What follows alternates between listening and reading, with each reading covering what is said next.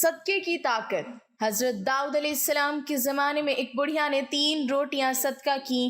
اللہ نے اسے اس کا بدلہ یوں دیا کہ جب وہ آٹا گوندنے بیٹھی تو ہوا آٹا اڑا کر لے گئی۔ اس بڑھیا نے حضرت داؤد سے شکایت کی، آپ نے اللہ سے پوچھا تو پھر اللہ نے فرمایا بسم اللہ الرحمن الرحیم۔ عصری معاشروں میں بسنے والے لوگ مختلف طرح کے معاشی اور نفسیاتی مسائل کا شکار ہیں، جہاں پر کتاب و سنت نے ان مسائل کے حل کے حوالے سے بہت ہی خوبصورت تدابیر کو بیان کیا گیا ہے، جن میں سے ایک اہم تدبیر اللہ تعالیٰ کے راستے میں اپنے مال کو خرچ کرنا ہے۔ اللہ تعالیٰ سورۃ سبا کی آیت نمبر 39 میں اس بات کا اعلان فرماتی ہے، اور جو تم خرچ کرتے ہو کوئی چیز تو وہ عوض دیتا ہے اس کا، یعنی اور دیتا ہے، اور وہ سب سے بہتر رزق دینے والا ہے۔ اسی طرح اللہ تعالیٰ سورۃ بقرہ کی آیت نمبر 274 میں ارشاد فرماتے ہیں، وہ لوگ جو خرچ کرتے ہیں اپنے مال رات اور دن چھپا کر اور اعلانیہ طور پر تو ان کے لیے ان کا اجر ہے ان کے رب کے پاس۔ اس کے برعکس اپنے مال کو نہ خرچ کرنے والوں کے بارے میں اللہ تعالیٰ نے سورۃ ماعون کی آیت نمبر 123 میں اس بات کا ذکر کیا ہے کہ کیا آپ نے دیکھا اسے جو جھٹلاتا ہے یوم جزا کو؟ تو یہ وہ شخص ہے جو دھکے دیتا ہے یتیم کو اور ترغیب نہیں دیتا مسکین کو کھانا کھلانے پر۔ اسی طرح اللہ تعالیٰ نے سورہ مدثر میں جہنم میں لے کر جانے والے گناہوں میں نماز کی عدم ادائیگی کے بعد مساکین کو کھانا نہ کھلانے کا ذکر کیا۔ اللہ تبارک و تعالیٰ سورہ توبہ کی آیت نمبر 34-35 میں اسی حقیقت کو یوں بیان فرماتے ہیں، اور وہ لوگ جو سونے اور چاندی کو جمع کر کے رکھتے ہیں اور اسے اللہ کی راہ میں خرچ نہیں کرتے تو وعید سنا دے انہیں دردناک عذاب کی، جس دن تپایا جائے اس کو جہنم کی آگ میں، پھر دغا جائے گا ان سے ان پیشانیوں، پہلوؤں اور پشتوں کو۔ اسی طرح احادیث سے بھی صدقے کے متعلق بہت سی باتیں واضح ہوتی ہیں، جن میں سے چند اہم درج ذیل ہیں۔ جہنم میں دوری کا سبب۔ صحیح بخاری میں مذکور ہے کہ رسول اکرم صلی اللہ علیہ وسلم عید الاضحیٰ یا عید الفطر میں عیدگاہ تشریف لے گئے۔ وہاں آپ صلی اللہ علیہ وسلم عورتوں کے پاس سے گزرے اور فرمایا، اے عورتوں کی جماعت، صدقہ کرو کیونکہ میں نے جہنم میں زیادہ تم ہی کو دیکھا ہے۔ انہوں نے کہا، یا رسول اللہ ایسا کیوں؟ آپ نے فرمایا کہ تم لعن طعن بہت کرتی ہو اور شوہر کی ناشکری کرتی ہو۔ قیامت کے دن سائے کا ملنا۔ بخاری شریف میں مذکور ہے کہ نبی کریم صلی اللہ علیہ وسلم نے فرمایا کہ 7 طرح کے آدمی ہوں گے جن کو اللہ اس دن اپنے سائے میں جگہ دے گا، جس دن اس کے سائے کے سوا اور کوئی سایہ نہ ہوگا۔ اول انصاف کرنے والا بادشاہ، دوسرے وہ نوجوان جو اپنے رب کی عبادت میں جوانی کی امنگ سے مصروف رہا، تیسرا ایسا شخص جس کا دل ہر وقت مسجد میں لگا رہتا ہے، چوتھے 2 ایسے شخص جو اللہ کے لیے باہم محبت رکھتے ہیں اور ان کے ملنے اور جدا ہونے کی بنیاد یہی اللہ کے لیے محبت ہے، پانچواں وہ شخص جسے کسی باعزت اور حسین عورت نے برے ارادے سے بلایا لیکن اس نے کہہ دیا کہ میں اللہ سے ڈرتا ہوں، چھٹا وہ شخص جس نے صدقہ کیا مگر اتنے پوشیدہ طور پر کہ بائیں ہاتھ کو بھی خبر نہیں ہوئی کہ داہنے ہاتھ نے کیا خرچ کیا، ساتواں وہ شخص جس نے تنہائی میں اللہ کو یاد کیا اور بے ساختہ آنکھوں سے آنسو جاری ہو گئے۔ اللہ تبارک و تعالی حلال مال سے کیے گئے صدقے کو بڑھاتا ہے۔ بخاری شریف میں مذکور ہے، رسول اللہ صلی اللہ علیہ وسلم نے فرمایا، جو شخص حلال کمائی سے 1 کھجور کے برابر صدقہ کرے اور اللہ تعالیٰ صرف حلال کمائی کے صدقے کو قبول کرتا ہے تو اللہ تعالیٰ اسے اپنے دائنے ہاتھ سے قبول کرتا ہے، پھر صدقہ کرنے والے کے فائدے کے لیے اس میں زیادتی کرتا ہے، بالکل اسی طرح جیسے کوئی اپنے جانور کے بچے کو کھلا پلا کر بڑھاتا ہے تاکہ اس کا صدقہ پہاڑ کے برابر ہو جاتا ہے۔ معمولی صدقے کے سبب آگ سے بچاؤ۔ بخاری شریف میں مذکور ہے کہ نبی کریم صلی اللہ علیہ وسلم کی خدمت میں 2 شخص آئے، ایک فکر و فاقہ کی شکایت لیے ہوئے تھا اور دوسرے کو راستوں کے غیر محفوظ ہونے کی شکایت تھی۔ اس پر رسول اللہ صلی اللہ علیہ وسلم نے فرمایا کہ جہاں تک راستوں کے غیر محفوظ ہونے کا تعلق ہے تو بہت جلد ایسا زمانہ آنے والا ہے کہ جب ایک قافلہ مکہ سے کسی محافظ کے بغیر نکلے گا اور اسے راستے میں کوئی خطرہ نہ ہوگا، اور رہا فکر و فاقہ تو قیامت اس وقت تک نہیں آئے گی جب تک مال و دولت کی کثرت کی وجہ سے یہ حال نہ ہو جائے کہ ایک شخص اپنا صدقہ لے کر تلاش کرے لیکن کوئی اسے لینے والا نہ ملے، پھر اللہ تعالیٰ کے درمیان کوئی پردہ نہ ہوگا اور نہ ترجمانی کے لیے کوئی ترجمان ہوگا، پھر اللہ تعالیٰ اس سے پوچھے گا کہ کیا میں نے تجھے دنیا میں مال نہیں دیا تھا؟ وہ کہے گا کہ ہاں دیا تھا۔ پھر اللہ تعالیٰ پوچھے گا کہ کیا میں نے تیرے پاس پیغمبر نہیں بھیجا تھا؟ وہ کہے گا کہ ہاں بھیجا تھا۔ پھر وہ شخص اپنے دائیں طرف دیکھے گا تو آگ کے سوا اور کچھ نظر نہیں آئے گا، پھر بائیں طرف دیکھے گا اور ادھر بھی آگ ہی آگ ہوگی، بس تمہیں جہنم سے ڈرنا چاہیے، خواہ ایک کھجور کے ٹکڑے ہی کا صدقہ کر کے اس سے اپنا بچاؤ کر سکو۔ اگر یہ بھی میسر نہ آ سکے تو اچھی بات ہی منہ سے نکالے، محنت مزدوری کر کے صدقہ کرنا۔ بخاری شریف میں مذکور ہے کہ رسول اللہ صلی اللہ علیہ وسلم نے جب صحابہ کرام رضوان اللہ علیہم اجمعین کو صدقہ کرنے کا حکم دیا تو صحابہ کرام میں سے بہت سے بازار جا کر بوجھ اٹھانے کی مزدوری کرتے اور اس طرح ایک مد یعنی غلہ یا کھجور وغیرہ حاصل کرتے جسے صدقہ کر دیتے۔ تمنگرے کی امید اور غربت کے خوف کے دوران صدقہ کرنا۔ بخاری شریف میں مذکور ہے کہ ایک شخص نبی کریم صلی اللہ علیہ وسلم کی خدمت میں حاضر ہوا اور کہا کہ یا رسول اللہ، کس طرح کے صدقے میں سب سے زیادہ ثواب ہے؟ آپ صلی اللہ علیہ وسلم نے فرمایا کہ اس صدقے میں جسے تم صحت کے ساتھ بخل کے باوجود کرو۔ تمہیں ایک طرف تو فقیری کا ڈر ہو اور دوسری طرف مالدار بننے کی تمنا اور امید ہو، اور اس صدقہ خیرات میں ڈھیل نہیں ہونی چاہیے کہ جب جان حلق تک آ جائے تو اس وقت کہنے لگے کہ فلاں کے لیے اتنا اور فلاں کے لیے اتنا، حالانکہ وہ تو اب فلاں کا ہو چکا۔ امہات المومنین میں سے زیادہ صدقے کرنے والی کی فضیلت۔ بخاری شریف میں مذکور ہے کہ نبی کریم صلی اللہ علیہ وسلم کی بعض بیویوں نے آپ صلی اللہ علیہ وسلم سے پوچھا کہ سب سے پہلے ہم میں آخرت میں آپ صلی اللہ علیہ وسلم سے کون جا کر ملے گی؟ تو آپ صلی اللہ علیہ وسلم نے فرمایا جس کا ہاتھ سب سے زیادہ لمبا ہوگا۔ اب ہم نے لکڑی سے ناپنا شروع کر دیا تو سودا رضی اللہ تعالی عنہ سب سے لمبے ہاتھ والی نکلی۔ ہم نے بعد میں سمجھا کہ لمبے ہاتھ والی ہونے سے آپ صلی اللہ علیہ وسلم کی مراد صدقہ زیادہ کرنے والی سے تھی، اور زینب رضی اللہ تعالی عنہ ہم سب سے پہلے نبی کریم صلی اللہ علیہ وسلم سے جا کر ملی۔ صدقہ کرنا آپ صلی اللہ علیہ وسلم کو بہت محبوب تھا۔ غیر مستحق کو صدقہ جانے کے باوجود صدقے کا قبول ہو جانا۔ بسا اوقات انسان اچھی نیت سے صدقہ کرتا ہے لیکن صدقہ غیر مستحق کو چلا جاتا ہے، ایسی صورت میں انسان کو اس حدیث کو مد نظر رکھنا چاہیے۔ بخاری شریف میں مذکور ہے کہ آپ صلی اللہ علیہ وسلم نے فرمایا کہ ایک شخص نے بنی اسرائیل میں سے کہا کہ مجھے ضرور صدقہ آج رات دینا ہے، چنانچہ وہ اپنا صدقہ لے کر نکلا اور ناواقفی سے ایک چور کے ہاتھ میں رکھ دیا۔ صبح ہوئی تو لوگوں نے کہنا شروع کیا کہ آج رات کسی نے چور کو صدقہ دے دیا۔ اس شخص نے کہا کہ اے اللہ، تمام تعریف تیرے ہی لیے ہے، آج رات میں پھر ضرور صدقہ کروں گا۔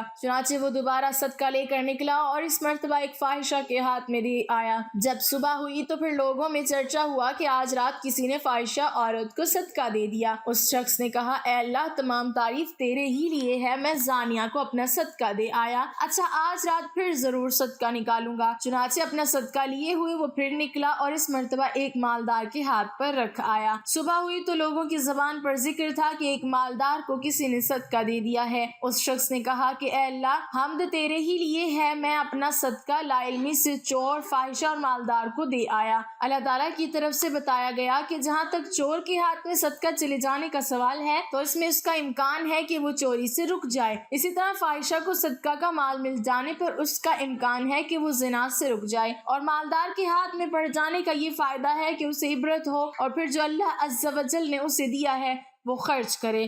قرآن مجید میں اللہ تعالیٰ کا ارشاد ہے، ان کے مالوں میں سے صدقہ وصول کیجیے تاکہ آپ انہیں اس کے ذریعے پاک کریں اور بابرکت فرمائیں۔ ایک اور جگہ ارشاد فرمایا، اور جو تم آگے بھیجو گے اپنے لیے تو اسے اللہ کے پاس یہی بہتر اور اس کا اجر بڑا پاؤ گے، یعنی اس کا ثواب قیامت میں اس سے افضل پاؤ گے جو تم نے دیا، اور اس سے اجر میں اس سے زیادہ پاؤ گے جو تم نے پیچھے چھوڑا اور آگے نہ بھیجا۔ ایک اور جگہ قرآن مجید میں ارشاد ربانی ہے، بے شک اللہ تعالیٰ سود کو مٹاتا ہے اور صدقات کو بڑھاتا ہے۔ حضرت ابن مسعود رضی اللہ تعالیٰ عنہ سے روایت ہے کہ رسول اللہ صلی اللہ علیہ وسلم نے فرمایا، تم میں سے کسے اپنے وارث کا مال اپنے مال سے زیادہ پسند ہے؟ عرض کی گئی، یا رسول اللہ صلی اللہ علیہ وسلم، ہم میں سے نہیں ہے کوئی مگر اسے اپنا مال اپنے وارث کے مال سے زیادہ پسند ہے۔ آپ صلی اللہ علیہ وسلم نے فرمایا، بے شک اس کا مال وہ ہے جو اس نے آگے بھیجا، اور اس وارث کا مال وہ ہے جو اس نے پیچھے چھوڑا۔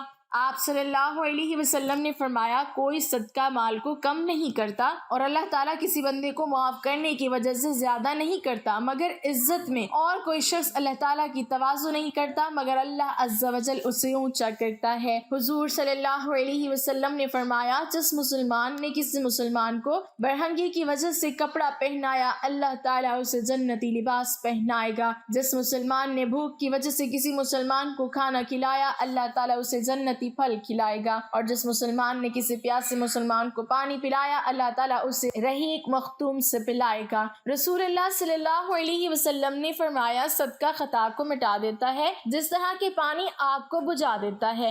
نیز آپ صلی اللہ علیہ وسلم نے فرمایا ہر نیکی صدقہ ہے، اور ایک نیکی یہ ہے کہ تو اپنے بھائی کو مسکراتے چہرے سے ملے، اور یہ کہ تو اپنے ڈول سے اپنے بھائی کے برتن میں پانی ڈالے۔ رسول اللہ صلی اللہ علیہ وسلم سے پوچھا گیا کہ صدقہ کیا ہے تو آپ صلی اللہ علیہ وسلم نے فرمایا دونا دگنا اور اللہ تعالیٰ کے ہاں اس سے بھی زیادہ ہے۔ پھر آپ صلی اللہ علیہ وسلم نے یہ آیت مبارک پڑھی، ترجمہ کون شخص ہے جو اللہ کو اچھا قرض دے پس وہ دگنا کر دے اور اس کے واسطے بہت دگنا۔ آپ صلی اللہ علیہ وسلم سے پوچھا گیا یا رسول اللہ صلی اللہ علیہ وسلم کون سا صدقہ افضل ہے؟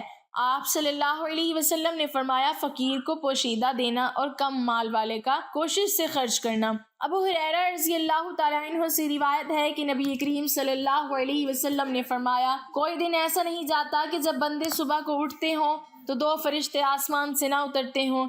ایک فرشتہ تو یہ کہتا ہے کہ اے اللہ خرچ کرنے والے کو اس کا بدلہ دے، اور دوسرا کہتا ہے کہ اے اللہ مال نہ خرچ کرنے والے بخیل کے مال کو تلف کر دے۔ ابو ہریرہ رضی اللہ تعالیٰ عنہ سے مروی ہے کہ آپ صلی اللہ علیہ وسلم نے فرمایا صدقہ دینے سے مال میں کمی نہیں ہوتی، اللہ تعالیٰ بندے کے مقام کو عفو درگزر کرنے کی وجہ سے بلند کرتا ہے، اور جس نے اللہ تعالیٰ کے لیے تواضع اختیار کی تو اللہ تعالیٰ اسے بلند مرتبہ عطا فرماتا ہے۔ ابو ہریرہ رضی اللہ تعالیٰ عنہ سے روایت ہے کہ رسول اللہ صلی اللہ علیہ وسلم نے فرمایا جو شخص حلال کمائی سے ایک کھجور کے برابر صدقہ کرتا ہے اور اللہ تعالیٰ صرف حلال کمائی کے صدقے کو قبول کرتا ہے تو اللہ تعالیٰ اسے اپنے دائیں ہاتھ سے قبول کرتا ہے، پھر صدقہ کرنے والے کے لیے اسے بڑھاتا رہتا ہے، بالکل اسی طرح سے جیسے کوئی اپنے جانور کے بچے کو کھلا پلا کر بڑھاتا ہے تاکہ اس کا صدقہ پہاڑ کے برابر ہو جاتا ہے۔ حضرت داؤد علیہ السلام کے زمانے میں ایک بڑھیا تھی، اس نے ایک مرتبہ 3 روٹیاں راہ خدا میں دی تھیں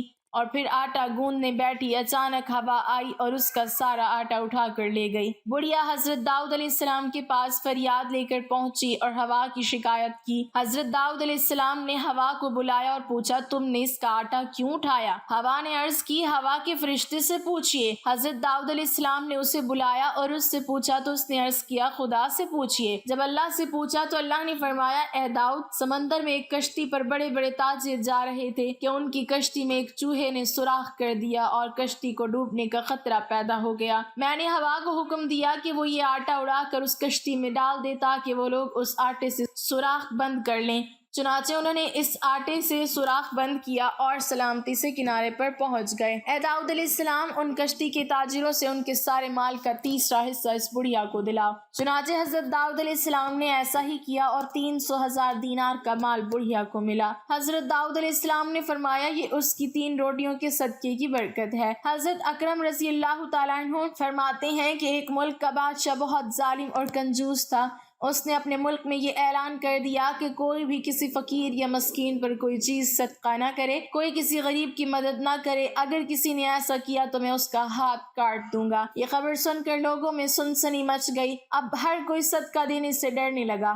ایک دن ایک فقیر مجبور ہو کر ایک عورت کے پاس آیا اور کہا اللہ کی رضا کی خاطر مجھے کچھ کھانے کے لیے دو۔ تو عورت بولی ہمارے ملک کے بادشاہ نے اعلان کیا ہے کہ جو کسی کو صدقہ دے گا اس کا ہاتھ کاٹ دیا جائے گا۔ فقیر نے کہا تم مجھے اللہ عز و جل کی رضا کی خاطر کوئی کھانے کی چیز دے دو۔ عورت کو اس فقیر پر بہت ترس آیا اور اس نے بادشاہ کی ناراضگی اور سزا کی پرواہ کیے بغیر اللہ کی رضا کے لیے اس فقیر کو 2 روٹیاں دے دیں۔ فقیر دعائیں دیتا ہوا وہاں سے چلا گیا۔ جب بادشاہ کو یہ پتا چلا کہ فلاں عورت نے 2 روٹیاں صدقہ کی ہیں تو وہ سخت ناراض ہوا اور پھر اس نے اس عورت کے ہاتھ کٹوا دیے اور اسے شہر سے بھی نکال دیا۔ اس عورت کا ایک شیر خوار بچہ بھی تھا جسے اس نے اپنے کندھوں پر سوار کر لیا اور لے کر شہر سے باہر چلی گئی۔ راستے میں اسے بہت سخت پیاس لگی، پاس ہی دریا تھا۔ اس نے سوچا پانی پی لینا چاہیے۔ یہ سوچ کر وہ دریا کے پاس گئی اور جھک کر اس میں سے پانی پینے لگی۔ جو ہی وہ عورت پانی کی طرف جھکی، اس کے کندھوں پر سوار اس کا دودھ پیتا بچہ پانی میں گر گیا اور دریا نے اسے بھی اپنے ساتھ بہانا شروع کر دیا۔ یہ دیکھ کر عورت نے پریشانی کے عالم میں چیخنا اور چلانا شروع کر دیا۔ اتنے میں اس کے پاس دو خوبصورت نوجوان آئے اور اس سے پوچھا کہ تم کیوں رو رہی ہو؟ اس نے بتایا کہ میرا دودھ پیتا بچہ دریا میں گر گیا ہے اور میرے ہاتھ بھی نہیں ہے جن کی مدد سے میں اسے نکال سکوں۔ عورت کی یہ بات سن کر ان میں سے ایک نے دریا میں غوطہ لگایا اور تھوڑی دیر بعد ہاتھ میں ننھے منھے بچے کو اٹھائے واپس باہر نکل گیا۔ عورت اپنے لخت جگر کو صحیح سلامت دیکھ کر خوش ہو گئی۔ اب دوسری شخص کی باری تھی۔ اس نے اپنے منہ میں کچھ پڑھ کر اس کے جسم پر دم کیا جس سے اس کے دونوں ہاتھ درست ہو گئے۔ یہ دیکھ کر وہ عورت اور زیادہ خوش ہو گئی اور ان سے پوچھنے لگی کہ اے اللہ کے نیک بندو، تم کون ہو؟